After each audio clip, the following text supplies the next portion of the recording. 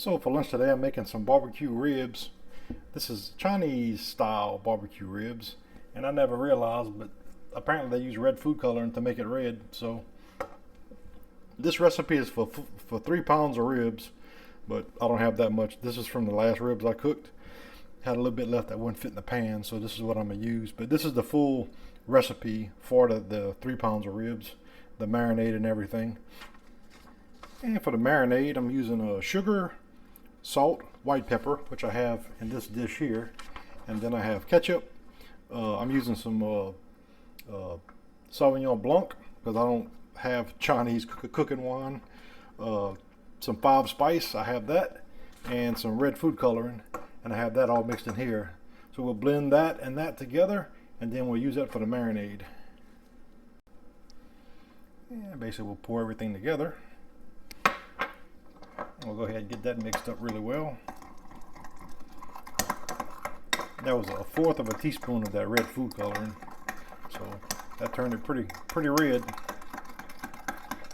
So let me get all that done, and I may not use all this. I'm not going to use all this because this is nowhere near 3 pounds of ribs. So this is actually 1.3 pounds of ribs. So I'm going to use 1/3 of my marinade when I marinate it, not all of it. And basically, just to make it less messy and where I don't waste any of the marinade, I'm going to stick my ribs in a Ziploc bag. And then I'm going to go ahead and put the marinade in it. So I went ahead and measured it. We don't quite have 1/2 cup. So I'm going to probably use half of what's in here for this. So that'd be kind of close. And then I'll reserve the rest. I might make some Chinese barbecue chicken with it next. And that's how much I got left. Like I said, I guess I used about half of it. And at this point, I'm gonna just shake it around and get everything coated. Then I'm gonna refrigerate it for at least 4 hours. And that's how we look. I'll tell you what, it's definitely red. It looks like Chinese ribs. So I'm gonna go ahead and refrigerate this now.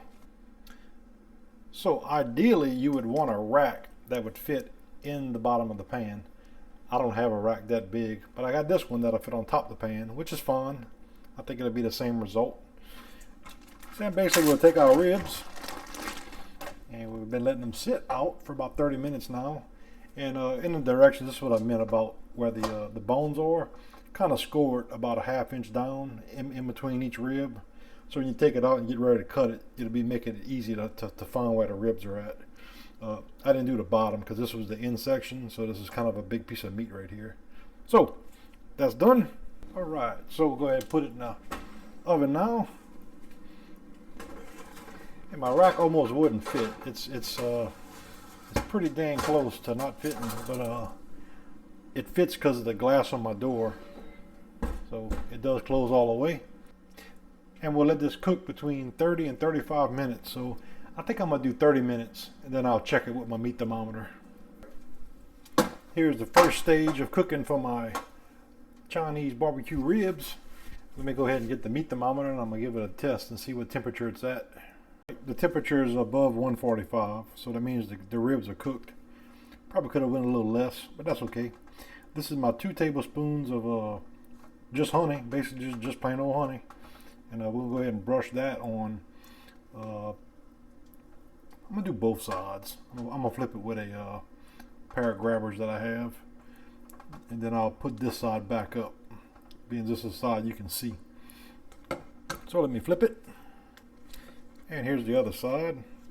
Like I said, I'm gonna go ahead and brush that side as well with my honey. And the 2 tablespoons is essentially for a 3 pound rack of ribs. But I'm using it on my little 1 pound rack of ribs. So, you know, if you want more honey, less honey, you know, up to you. But I used the full amount. But like I said, this amount of honey is made for 2 pounds of ribs. 3 pounds of ribs. So we'll go ahead and flip it back up. And now we'll put it back at 400 for 10 more minutes. And I just put it right back in the middle again. And like I said, we're going to do this for 10 minutes. So we got about 3 minutes left. And that's how we're looking. you can kind of see the honey dripping down on the foil. So that's why you want the foil, because otherwise it would really burn your pan pretty good. So it's almost done. 2 more minutes. 10 minutes is up. I'm gonna put it on my big white meat board here. Believe I can get them out. Not make too much of a mess. Oh boy, that looks good, huh? So, like all recipes, it tells you to let it rest for a little while before you cut it. So, if you want to do that, good. Ooh, that does look good, don't it? I can't wait to try a piece. We're about to try a piece right now. Got a little juice coming out. That's why they want it to rest. So I'm gonna let the rest of it rest for a little bit, because you can see the juice kind of pouring down it. We're gonna just cut a little piece off, and we'll give it a little taste and see what we got. And you know, not too hard of a recipe. Got that nice pinkish outline of it, just like at the Chinese restaurant when you get them. Yeah, let's give it a taste. That's the important part. That Asian 5-spice has a real good flavor in them. Very good. I mean, yeah, that's a good rib. I mean, it's not like falling apart tender, like when you cook a rib in the oven for like 2 hours, which is how I usually do my ribs. But you know, it's something different. It's comparable to the Chinese restaurants. I mean, when you get the ribs at their restaurants, they're never like fork tender.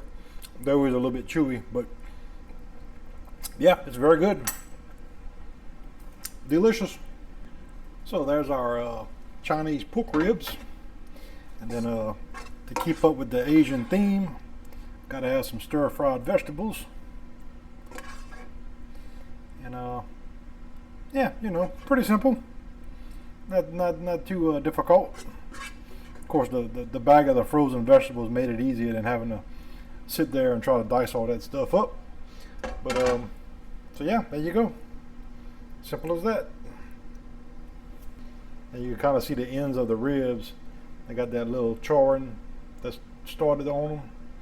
So yeah, that should be delicious. I can't wait to eat.